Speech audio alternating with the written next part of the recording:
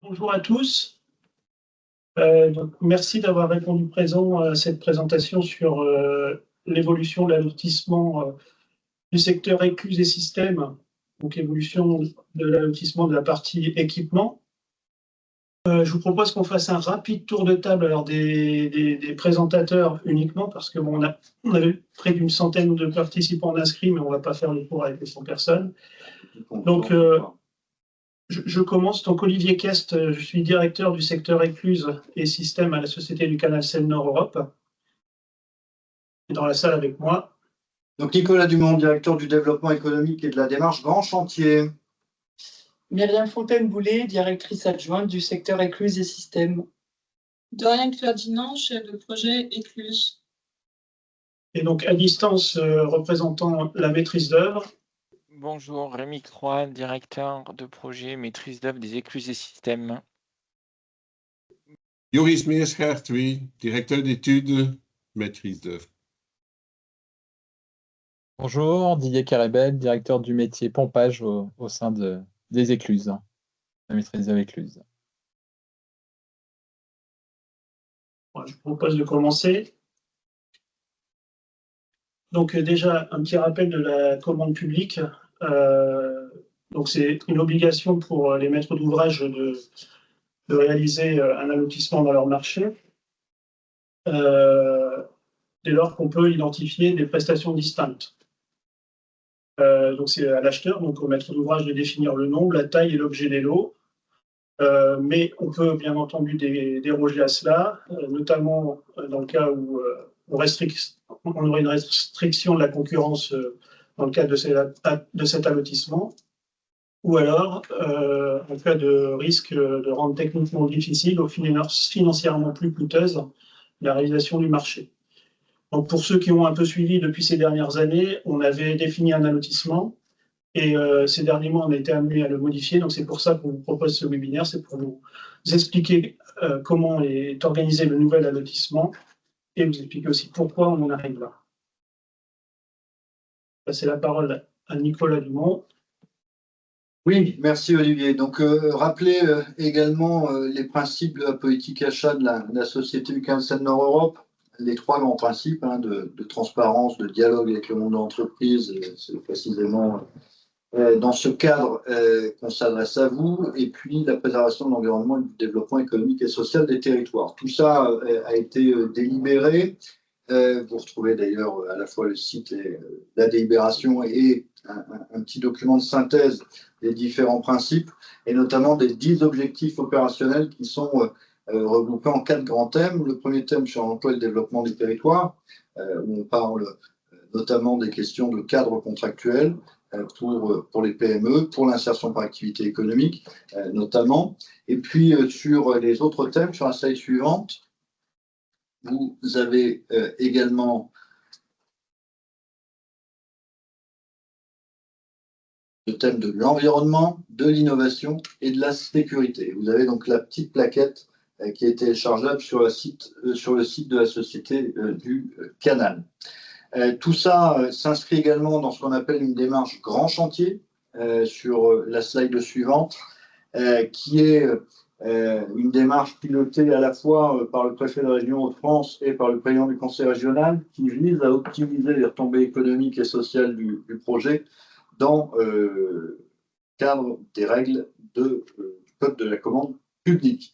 5 dispositifs au niveau régional, dont un dispositif Canal Entreprise, que vous connaissez vraisemblablement, puisque c'est via ce dispositif que nous vous permettons d'accéder par CCI Business ou par une série d'opérations sur le terrain aux informations et aux relais, notamment des fiches teaser concernant les différents marchés. Et c'est un pilotage à la fois de la CCI de région et du Conseil régional des Hauts-de-France.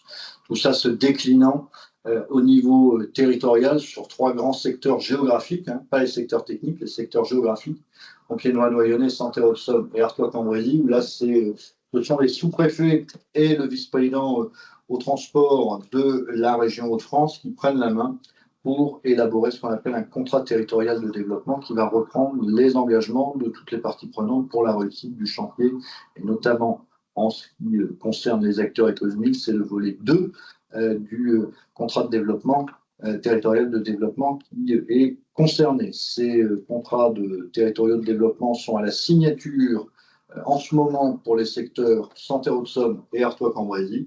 Donc, ils devraient être signés avant le 14 juillet. Et pour le secteur du Comté-Noyonnais, il est déjà en œuvre depuis décembre 2022, puisque le principe est que ces contrats sont signés avant le démarrage de grands travaux. Donc voilà, dans le cadre de la politique achat et de la démarche en chantier, on est aussi dans l'organisation d'événements de ce type pour pouvoir échanger avec les acteurs économiques. Et puis évidemment, ça vous avez l'habitude lors des événements, notamment des rencontres régionales qui sont tenues en mars dans les locaux de la CCI de région, et certains y ont sans doute assisté à distance, toujours le message de sécurité globale alors là, nous avons une vigilance à proximité des chantiers et le fait que les chantiers ne sont pas des zones de jeu, mais toute une série de messages d'avertissement et de pratiques concrètes qui sont déclinées pour pouvoir, chacun à notre place, la maîtrise d'ouvrage, les maîtres d'œuvre et les entreprises s'engager au maximum pour la sécurité de l'ensemble des intervenants sur le chantier et à proximité du chantier. Alors, pour ceux qui ne connaissent pas bien le projet du canal Seine-Nord-Europe, nous allons vous présenter pas tout le projet dans son intégralité, mais le secteur écluses et systèmes. Donc, il faut savoir que le projet a été découpé en secteurs géographiques sur les 107 km, et en fait, les écluses font partie d'un seul et même secteur. Donc, c'est le secteur 5 côté maîtrise d'ouvrage. Donc, comme on le voit sur le schéma, les écluses permettent, on va dire, d'épouser la géographie du tracé du canal, et donc de pouvoir permettre la transition des bateaux d'un bief à l'autre en fonction de l'altimétrie de chacun des biefs. Donc, le secteur écluse à proprement dit comporte 6 des 7 écluses du projet. L'écluse de Montmac, la première, donc dans l'Oise, est gérée par le secteur 1. Et donc, ce qu'on a comme indication, donc les chiffres que vous voyez apparaître dans les bulles, c'est la hauteur de chute des écluses. Il faut savoir qu'on va construire les écluses qui font partie des plus hautes écluses d'Europe.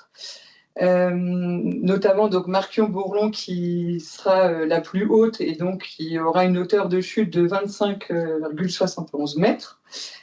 Et donc toutes nos écluses ont les mêmes caractéristiques au niveau du sas, donc 195 mètres de longueur, 12,50 mètres de largeur et donc une hauteur libre de 7,50 mètres et une hauteur d'eau de 5 mètres.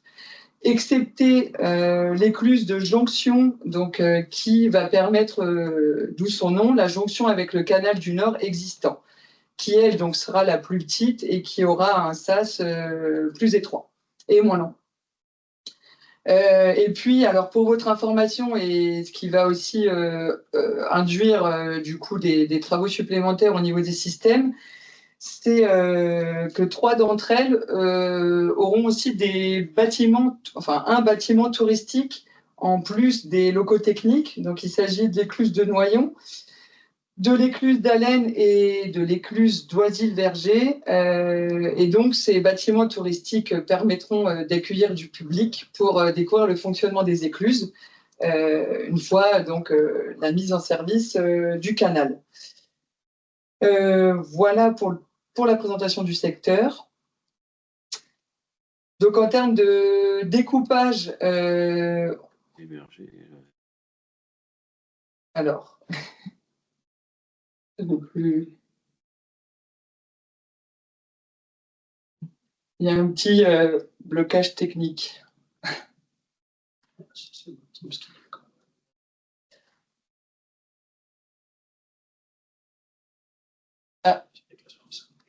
Okay. Voilà, donc pour je vous parlais des caractéristiques du sas. Là, on avait la vue 3D de l'écluse de Noyon, qui est la seconde écluse dans l'Oise. Ce qu'il faut avoir en tête et qui est différent on va dire, d'écluses plus classiques, c'est les bassins d'épargne que vous voyez donc sur la droite du sas. L'idée, en fait, c'est de pouvoir économiser jusqu'à 65%, 75% de l'eau de la SACé. Donc, en fait, on récupère cette eau donc au moment du vidage du sas pour la réutiliser au moment du remplissage. Et du coup, ça va nécessiter donc, des équipements tels que la station de pompage pour pouvoir permettre ces passations, on va dire, d'eau du sas au bassin. Et donc, d'une écluse à l'autre, on aura de 3 à 5 bassins d'épargne. Et puis, donc, on rappelle les éléments structurants d'une écluse avec l'avant-port aval, la tête aval, la tête amont et l'avant-port amont. Et on n'a pas apporté les éléments tels que les postes d'attente, les estacades, mais tous ces équipements feront partie de notre secteur et des marchés d'équipement qu'on va vous présenter par la suite. Voilà, donc pour les bassins d'épargne, bon, je me suis un peu avancée, mais voilà, l'idée, donc, c'est de 2 à 5 bassins d'épargne en fonction des typologies d'écluses. Et donc, voilà, on a un transfert entre 40 000 à 70 000 mètres cubes d'eau, ce qui est assez colossal. Et donc, voilà, donc, comme je vous expliquais, l'idée, c'est de recycler l'eau des éclusés. Et aussi de permettre la mise en eau du canal en amont de la mise en service.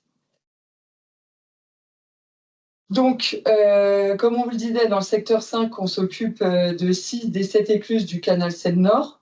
Donc, on a le découpage de 4 marchés principaux, comprenant, on va dire, l'essentiel du génie civil, puis forcément les terrassements, l'étanchéité, postes d'attente, donc quelques équipements dans ces marchés principaux. Donc on a Noyon, Marquion et Oisille-Verger qui feront l'objet d'un marché à part entière, et les écluses de Catigny, Allen et Jonction qui sont réunies dans un même marché. Et donc Allen et Jonction pour des raisons géographiques, puisqu'on est sur quasiment les mêmes emprises de travaux, car elles sont à proximité, et l'écluse de Catigny qui a les mêmes dispositifs de construction que l'écluse d'Allen. Et donc, on a réuni pour ces raisons l'écluse de Catigny avec Allen et Jonction. Et donc, dans ces marchés, il a été décidé d'intégrer les équipements hydromécaniques, donc la porte amont, porte aval, les vannes de bâtard d'eau, voilà, pour des raisons de simplification des interfaces. Ce qu'on peut rajouter là par rapport à ces 4 marchés, c'est que 3 d'entre eux sont déjà lancés en consultation à différents niveaux d'avancement. Il nous reste simplement à lancer l'appel à candidature de l'écluse de Marquion. Très prochainement. Donc là, on va passer maintenant aux marchés transversaux, donc qui intéressent particulièrement chacun des participants, je pense. C'est les marchés d'équipement qui sont en effet transversaux aux différentes écluses. Donc ça, c'est dans un souci de standardisation des différents équipements. Donc en noir sur cette slide apparaissent les lots qui étaient envisagés, et puis les couleurs, en fait, c'est les modifications qui ont été apportées à ces différents marchés. Donc, dans un premier temps, je vais simplement vous indiquer les modifications marché par marché. Et puis, par la suite, on vous expliquera pourquoi on en arrive là. Donc, tout d'abord, marché C1, marché de fourniture des bâtards d'eau. Donc ça, c'est des bâtards d'eau qui sont nécessaires pour la maintenance des écluses. Donc ça, c'est un marché de fourniture, il vient de changer. Le marché C2, donc lui correspond aux équipements oléohydrauliques, donc c'est les vérins et les centrales hydrauliques pour actionner les portes et vannes. Donc ça, c'est un marché de fourniture et on est en train de réfléchir à la pose de ces éléments, à savoir si on les laisse dans ce marché C2 ou si la pose, on la passe dans un des autres marchés. Donc ça, c'est en cours de réflexion. Le marché C3, donc, qui correspond à un marché d'équipement fixe pour les SAS, bassins d'épargne et zones d'attente. On va dire ça, c'est plutôt un marché de fourniture de métallerie, fourniture et pose. Donc c'est des échelles, des escaliers, des garde-corps. Donc là, il y a eu un petit changement. Alors le marché existe toujours en tant que tel, mais il y avait un certain nombre d'équipements qui étaient en interface forte avec les marchés de génie civil. Et donc pour éviter ces soucis d'interface avec les marchés de génie civil, on a envisagé du coup de rapatrier un certain nombre des équipements dans les marchés de génie civil, mais tout en gardant quand même un volume relativement important d'équipements fixes à installer, donc plutôt après les travaux de génie civil. Donc ça, c'est pour le marché C3. Pour le marché C4, donc là, on est sur les équipements hydromécaniques de pompage et de dégrillage. Donc, il était envisagé en 2 lots, le lot 1 qui correspond à la station de pompage et le lot 2 qui correspond aux équipements de dégrillage. Donc, le lot 2, il reste inchangé avec une toute petite partie qui va partir dans un nouveau marché qu'on va appeler C4, 5, 6. Donc, vous l'aurez compris, en fait, le marché C4, il ne sera plus uniquement l'objet des stations de pompage, mais on va y rajouter avec ce marché C4, le marché C5 qui correspond au courant fort, et on va y rajouter les courants faibles également, donc le C6. Et dans ce marché C6, initialement, il y avait 3 lots. Le lot 1, réseau fédérateur fibre optique, donc lui, il va continuer à exister, mais il va vivre sa vie seul, C6L1, et les C6L2 et C6L3 seront rapatriés dans le marché C4, 5, 6. Donc on se retrouve avec un marché C4, 5, 6 avec la station de pompage, avec le courant fort, les courants faibles, notamment la partie équipement et système courant faible et la partie système expert de gestion hydraulique. Donc pourquoi on fait ça, on va vous l'expliquer après, mais vous avez déjà un petit indice là, tout ça c'est lié à la sécurité des ouvrages hydrauliques. Enfin, on avait un marché C7 mât d'éclairage qui est toujours, qui n'est plus d'actualité, qui lui est rapatrié dans le marché courant fort, qui finalement devient le marché C4, 5, 6. Et d'ailleurs, c'est peut-être un marché, cette partie de mât d'éclairage sera peut-être en option dans le marché. Alors, je vais vous parler de la sécurité des ouvrages hydrauliques. En fait, il faut savoir que le canal Seine-Nord-Europe, de par la nature des ouvrages, est assujetti à la réglementation barrage qui régit la sécurité des ouvrages hydrauliques. Dans ce cadre-là, en fait, on a un classement de nos barrages en 3 classes différentes, sachant qu'un barrage donné, ça correspond à une partie du canal, par exemple une partie du canal seul, mais ça peut correspondre aussi à une partie du canal plus une écluse. Et tout ça forme un barrage. Et donc vous voyez sur cette slide les différents barrages qui sont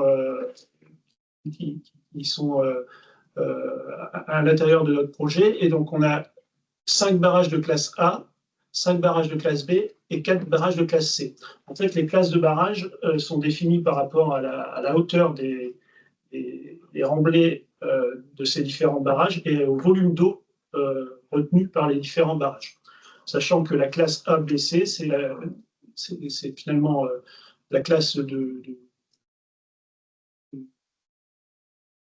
risque, on va dire, avec des barrages de classe A qui sont les plus hauts, avec le plus de volume d'eau, et puis les barrages C de classe C qui sont les moins hauts et avec le moins de volume d'eau.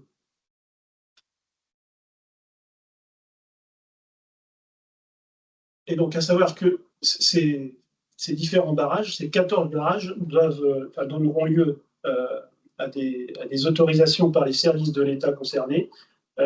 Donc, il y a déjà des dossiers qui ont été déposés et il y a des dossiers qui continueront à être déposés avant les travaux et puis pendant les travaux. Et puis, pour la mise en eau des barrages également, il y a pour chaque barrage, en fait, des demandes d'autorisation qui sont faites auprès des services de l'État.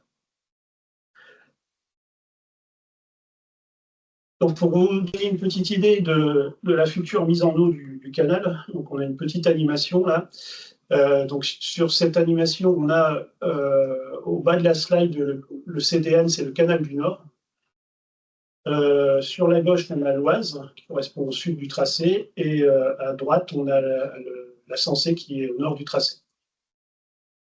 Sachant que pour mettre en eau le canal Seine-Nord-Europe, notre arrêté préfectoral ne permet le prélèvement d'eau uniquement dans la rivière l'Oise.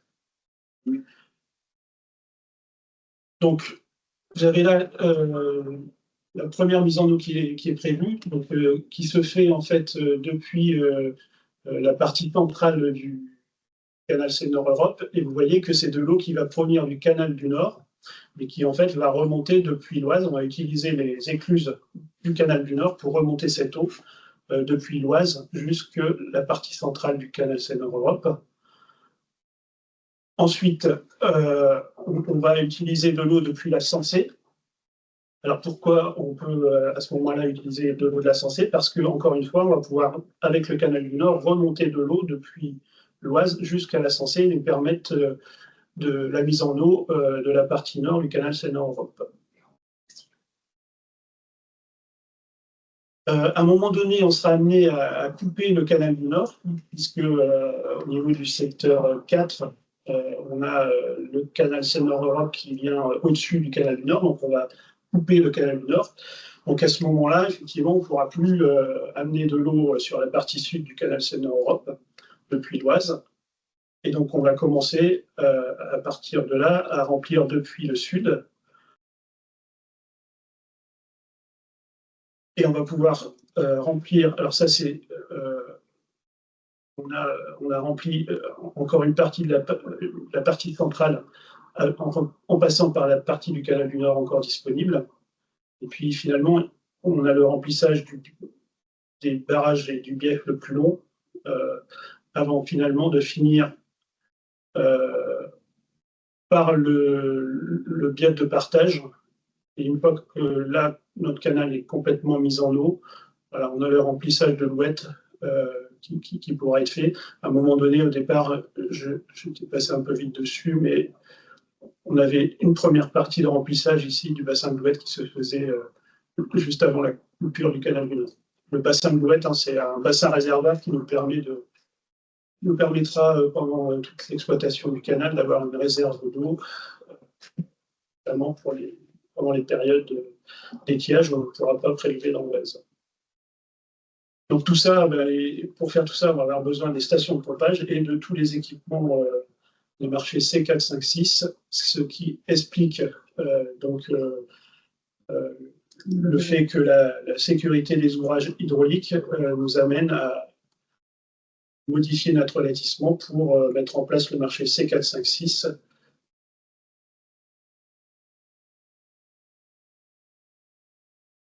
Voilà.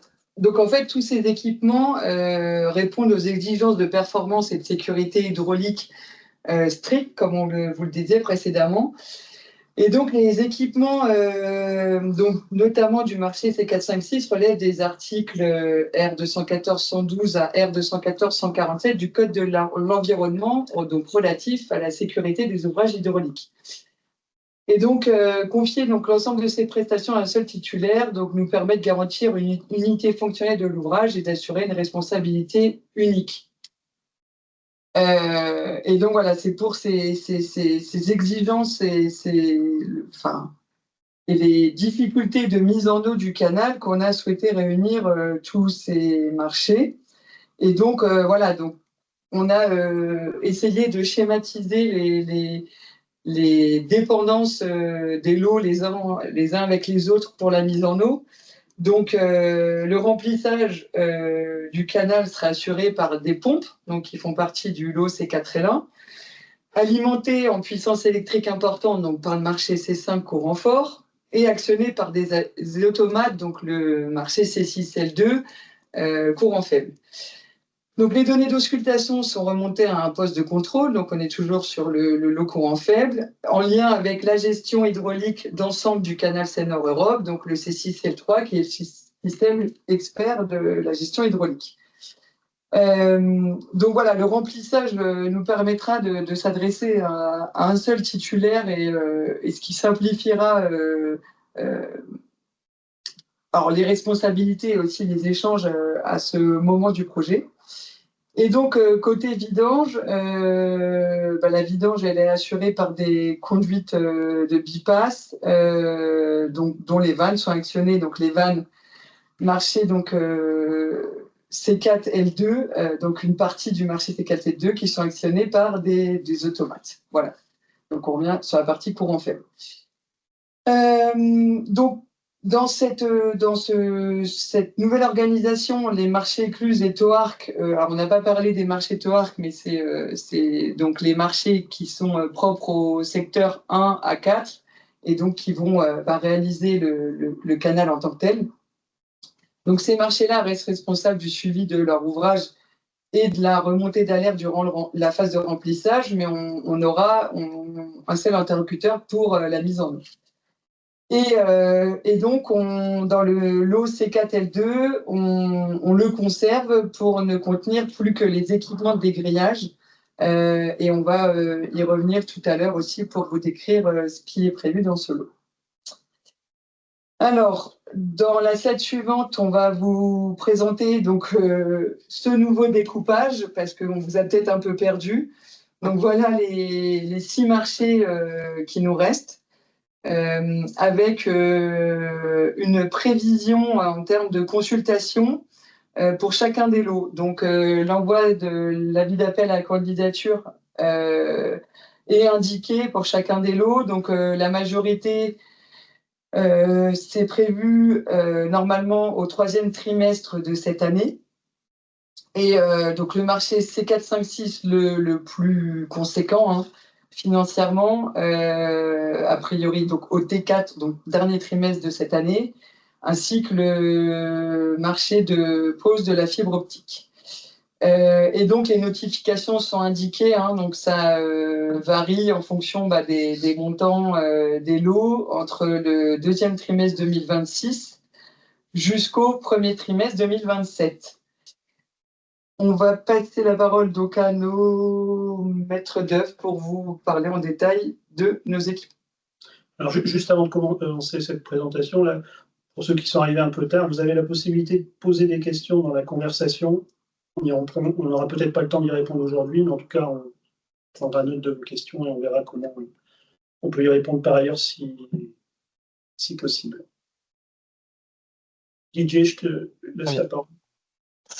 Donc, on va vous présenter maintenant un peu le détail de ce marché C456, donc avec une présentation des équipements des différents anciens lots et avec des vues graphiques afin de mieux comprendre ce marché. Donc, la partie pompage, donc ça concerne la fabrication, la pose et la mise en service des équipements de pompage, donc de 6 écluses, donc 5 au niveau de 5 écluses du canal Seine-Nord, comme on a indiqué tout à l'heure, et celle de la jonction avec le canal du Nord. Donc, les différents équipements qui sont concernés par cette partie pompage, donc c'est donc les pompes de transfert de bief aval vers le bief amont, avec les coûts des transmissions et les moteurs associés à ces pompes. Toute la partie bâtard d'eau d'isolement au niveau de la partie chenal des grillages et des bâches d'aspiration et aspiration pompe et de bypass, de la vanne de bypass. Les clapets anti-retour des pompes, les vannes au niveau de la station de pompage, des chambres intermédiaires et de l'ouvrage de rejet. La vanne de régulation de bypass, donc, qui est la vanne de sécurité pour pouvoir vidanger le bief amont vers le bief aval. Donc ça, c'est l'équipement de sécurité des ouvrages hydrauliques. Et ensuite, donc, les équipements donc les balles anti-bélier qui servent pour pour compenser les problématiques de phénomènes transitoires au niveau de ces stations de pompage. Il y a équipements associés donc, au ballon, donc vannes opercules associés au ballon, et puis les ventouses triple fonction qui sont associés également à cette protection anti-bélier. Vous pouvez passer. Et ensuite, donc, les derniers équipements, donc les débitmètres qui sont au niveau des conduites de refoulement, au niveau des ouvrages de rejet, les vannes de sécurité qui sont de type à papillon à vérin avec contrepoids qui permettent de se fermer en cas de besoin de sécurité pour isoler le bief amont par rapport à l'écluse. Et ensuite, donc une partie grille amovible avec donc motorisation. Donc ça, c'est pour pouvoir, quand on va basculer en fonctionnement bipass, c'est de pouvoir dégriller les effluents qui passent au niveau des vannes de bipass. Donc à ce moment-là, donc on passera en mode bipass et donc les grilles seront abaissées.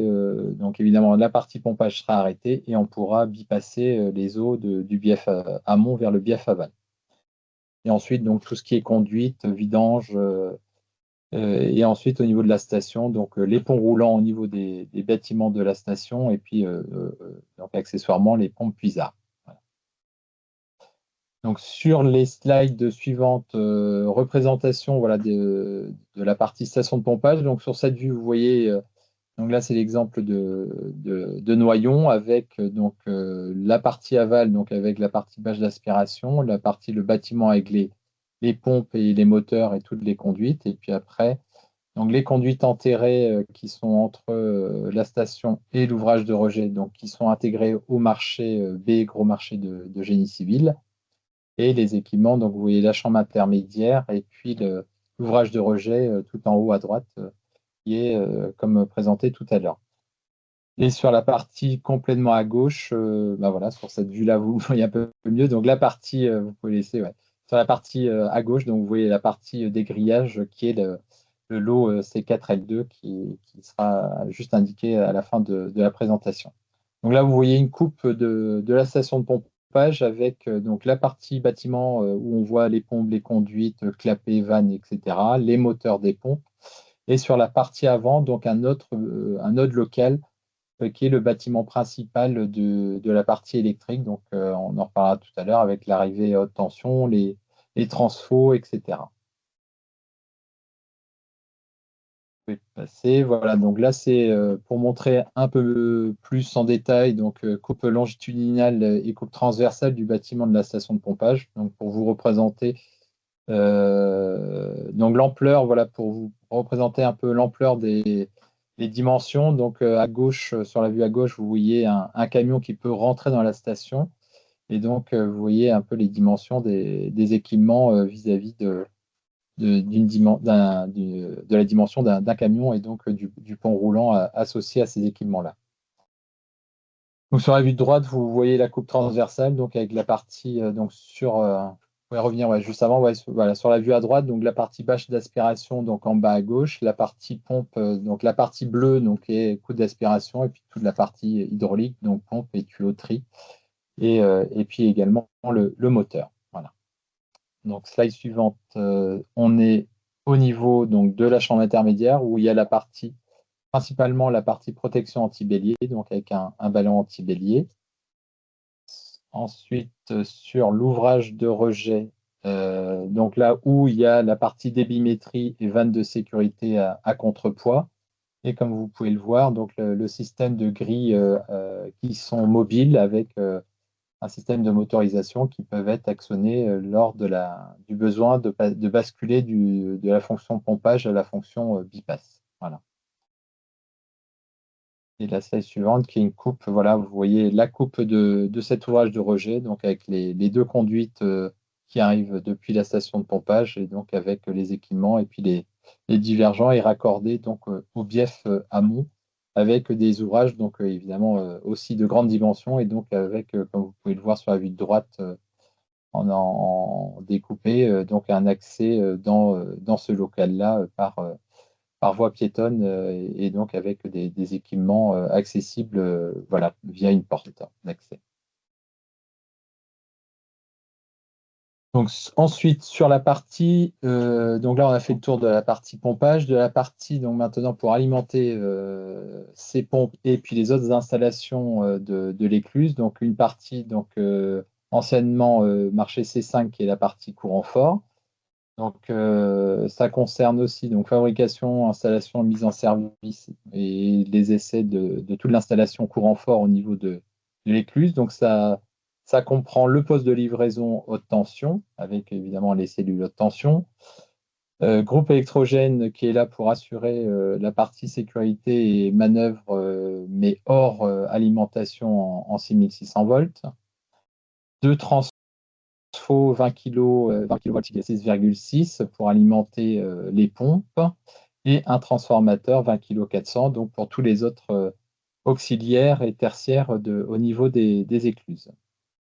Les cellules de bypass pour pouvoir basculer sur la chaîne des transformateurs vers les variateurs. Donc, ça permet de basculer d'un côté ou de l'autre en cas de nécessité. Et ensuite, donc, au niveau des stations, donc 2 à 4 variateurs, donc 4 variateurs pour toutes les écluses Canal Seine-Nord et 2 variateurs pour l'écluse de jonction, parce qu'il n'y a que 2 pompes sur l'écluse de jonction, alors que sur les autres, il y en a 4. Et ensuite, donc 2 TGBT de répartition donc, au niveau du bâtiment, et qui dessert ensuite un certain nombre, donc 10 TGBT au niveau de l'écluse. Donc là, évoqué avant prise en compte de la SOH, parce que ça, c'est ce qui est le travail en cours de complément par rapport à la sécurité des ouvrages hydrauliques, et donc à intégrer de manière complémentaire pour sécuriser les installations.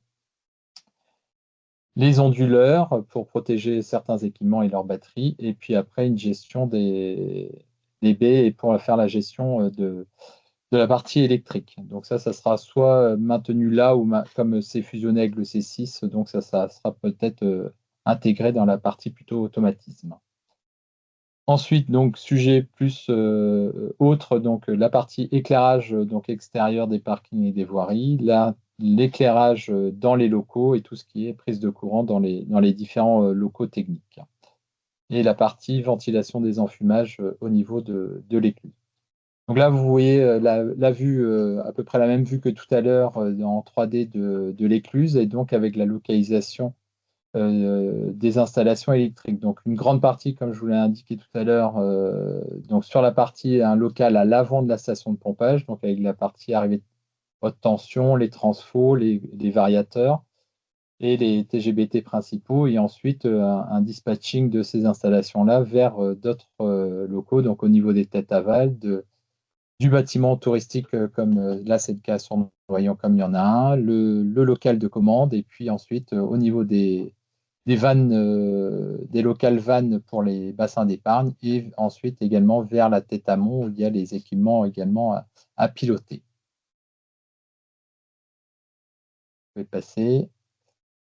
Donc là, voilà, ça représente une vue en coupe de dessus du local principal, donc qui est à l'avant de la station de pompage, où on voit donc les arrivées haute tension, le groupe électrogène, les transfos, les variateurs 20 kg 6,6 et puis la partie TGBT, et qui sera également accouplé dans ce local-là, un local spécifique pour la partie automatisme courant faible dont on va parler tout à l'heure. Donc là, je ne vais pas rentrer dans le détail, mais voilà, donc l'architecture unifilaire au niveau des écluses, comme je l'ai présenté, donc avec tout en haut la partie haute tension, les transfos, les variateurs, et puis les TGBT principaux, et puis ensuite les TGBT qui sont distribués au niveau des différents locaux de l'écluse.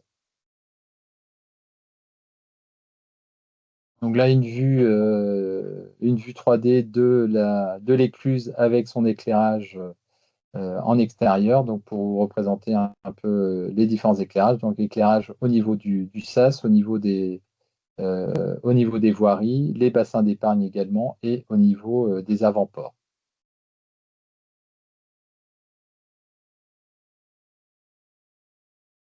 Donc enfin, donc la partie courant faible, donc comme pour les autres, donc ça suppose donc fabrication, installation et mise en œuvre de toute la partie courant faible, donc avec la téléconduite locale de chaque écluse, et puis la téléconduite distance depuis les PCC qui sont prévus pour l'exploitation par VNF. Donc les équipements qui seront sur les différents sites des écluses, donc il y aura les automates de pilotage et SCADA en local, donc pour les remontées de toute la partie instrumentation. Les équipements au niveau du poste opérateur local, donc parce qu'il y aura, même si c'est piloté en automatique, il y a un poste opérateur qui est au niveau de chaque écluse avec du personnel qui peut avoir une supervision locale. Toute la partie réseau télécom local. Ensuite, toute la partie vidéosurveillance et vidéoprotection, les contrôles d'accès. Ensuite, une partie sur la détection incendie et intrusion. Et ensuite, une partie donc, sur la partie sonorisation, donc pour pouvoir, par haut-parleur, donner des consignes potentiellement au batelier notamment. La signalisation dynamique, donc là avec des panneaux de signalisation et les feux des SAS pour pouvoir faire le fonctionnement pour piloter les SAC au niveau des autorisations de rentrer dans le SAS, de sortie de SAS, etc. Et ensuite, des communications possibles entre les bateliers et les exploitants de VNF, donc par radio VHF. Et ensuite, donc tout ce qui est, tout à l'heure, voilà, on a parlé du réseau fédérateur qui reste un lot à part, le C6L1. Et donc là, donc, il y aura tous les équipements actifs de télécom au niveau de l'écluse et qui sera en lien avec ce réseau fédérateur. La partie, donc ça c'est la partie gestion au niveau de chaque écluse, donc avec le pilotage des SAC, etc. et le pilotage local d'une écluse avec les ordres de pompage, de SAC. En revanche, voilà, il faudra obligatoirement au-dessus une gestion hydraulique de tout le canal. Donc c'est l'objectif de cette partie-là. Et donc là, donc la mise en œuvre du système de gestion hydraulique, donc ça sera de pouvoir gérer la partie pompage en mode local et principalement donc d'un point de vue global CSNE depuis les PCC de VNF. Et donc là, ça sera grâce à la gestion notamment des niveaux des différents biefs selon les SAC qui font perdre de l'eau évidemment même si on en compense. Et donc d'être capable de piloter ça, de faire des remontées d'eau, soit par des venues d'eau par temps de pluie sur certains biefs, d'être capable d'arrêter le pompage, voire de générer du bypass. Donc, c'est l'objectif de cette partie-là de ce marché est de gérer hydrauliquement tout le linéaire du canal. Donc là, ça suppose voilà, des automates en local pour gérer ça, et puis des équipements au niveau du poste opérateur et des équipements de mesure, comme je l'ai dit, voilà, pour pouvoir gérer les niveaux d'eau dans les différents biefs. Et ensuite, donc, au niveau du réseau de surveillance du canal, donc mise en œuvre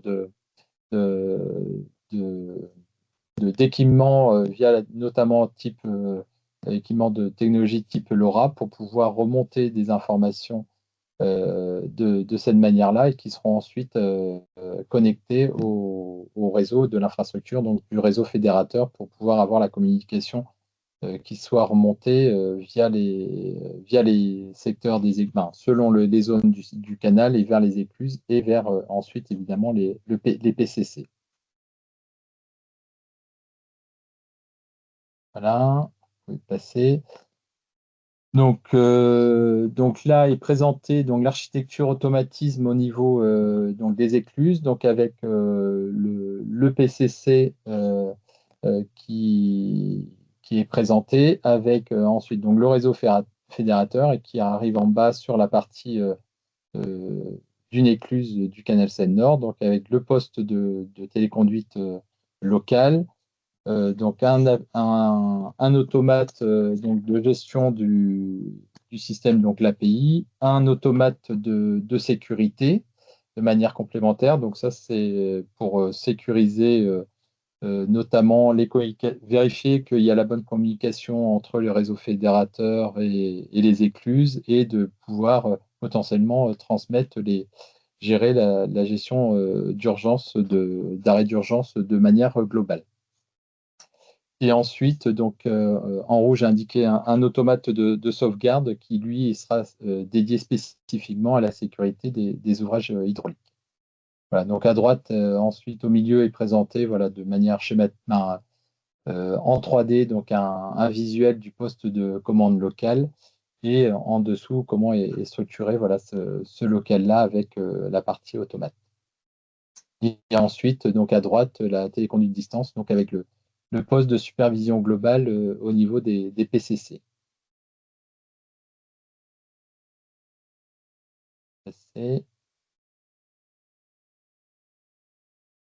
Et donc pour l'architecture, donc la gestion hydraulique, donc il y a 2 PCC donc, qui sont prévus pour la gestion du canal.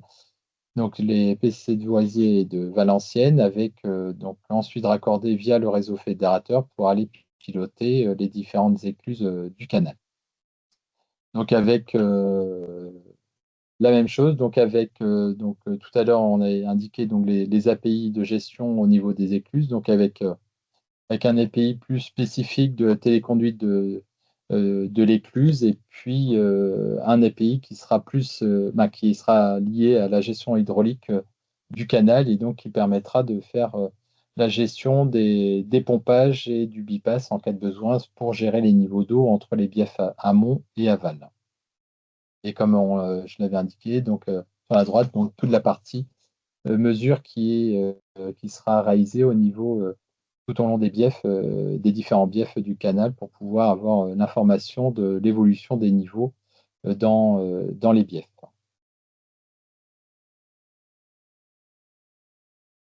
Voilà, donc là, l'architecture globale donc, du réseau fédérateur, donc de manière globale tout le long du canal avec une boucle, et puis donc ensuite est représenté au centre donc les différentes écluses dont Montmac qui fait pas partie de l'opération 456, c'est géré, c'est le secteur 1, et aussi également la gestion du pont canal en plus des écluses du canal Seine-Nord.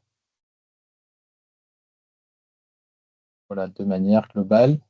Et comme vous a été expliqué tout à l'heure, donc en la première partie de la présentation, donc un maintien du lot C4L2, donc sur la partie dégrillage, donc qui concerne la partie dégrillage de l'aspiration des pompes, donc qui comprend les dégrilleurs au niveau de la bâche d'aspiration, la partie convoyage des déchets, et les bennes à déchets, ainsi que les passerelles d'accès associées au niveau des dégrilleurs pour l'exploitation de ces dégrilleurs. Donc, comme pour les autres, donc ça concerne la fabrication, la pose et la mise en service de ces équipements-là au sein des écluses et donc en lien évidemment avec les marchés de génie civil, les marchés B.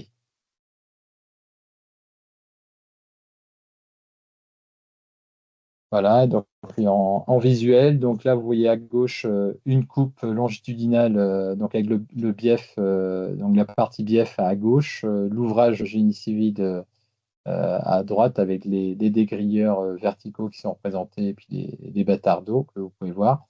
Et sur la droite, donc un visuel en 3D, donc avec des systèmes à 3 dégrilleurs verticaux au niveau de chaque écluse. Voilà. J'espère ne pas avoir été trop rapide. Voilà, j'ai été synthétique pour être dans les temps. Très bien, Didier, merci. On avait prévu jusqu'à 16h30. Donc, il y a quelques questions dans la conversation.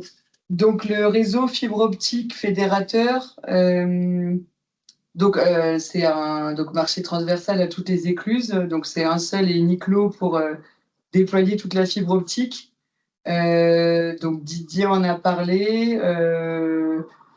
Donc, Monsieur Backert, si vous avez suffisamment d'informations, faites-le nous savoir. Mais voilà, on a en tout cas apporté des explications à l'instant. Il y avait une question sur la partie du lot 2 du marché C4, donc justement la partie dégrillage. une personne, donc M. Duval, voulait savoir ce qui était transféré dans le lot C456.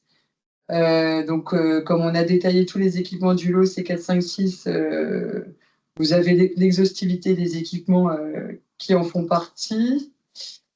Et donc, une dernière question, c'est quel est le niveau de sécurité des automates? Alors, Didier, on te laisse répondre. Alors, je suis pas spécialiste, c'est mon collègue qui a géré ça. J'ai plus en tête le niveau de sécurité, mais peut-être que Rémi ou Joris ont l'info. Je dois vérifier ça, Didier, mais je pense que c'était le niveau SIL 3. Ouais, voilà, c'est ça. Alors, une dernière question. Sur les marchés, donc le marché de Noyon, donc la publication a été lancée au mois d'avril. Le DCE devrait partir très très prochainement, donc auprès des candidats retenus. Pour Catigny-Allen Jonction, les candidatures ont été également reçues et le DCE partira la première quinzaine de juillet. Marché B3, Marquion, donc comme on vous le disait, la publication de la APC est imminente, donc d'ici la fin du mois. Et marché d'Oisy, alors là c'est une consultation qui est lancée depuis l'année dernière, et donc on est en plein dedans. Voilà. Eh bien, merci à tous pour votre participation. Merci à tous. Et bonne fin de journée à tous. Bonne fin de journée. Merci, bonne fin de journée. Merci, bonne journée. Salut. Au revoir. Bonne journée. Merci. Merci, au revoir. Bonne journée.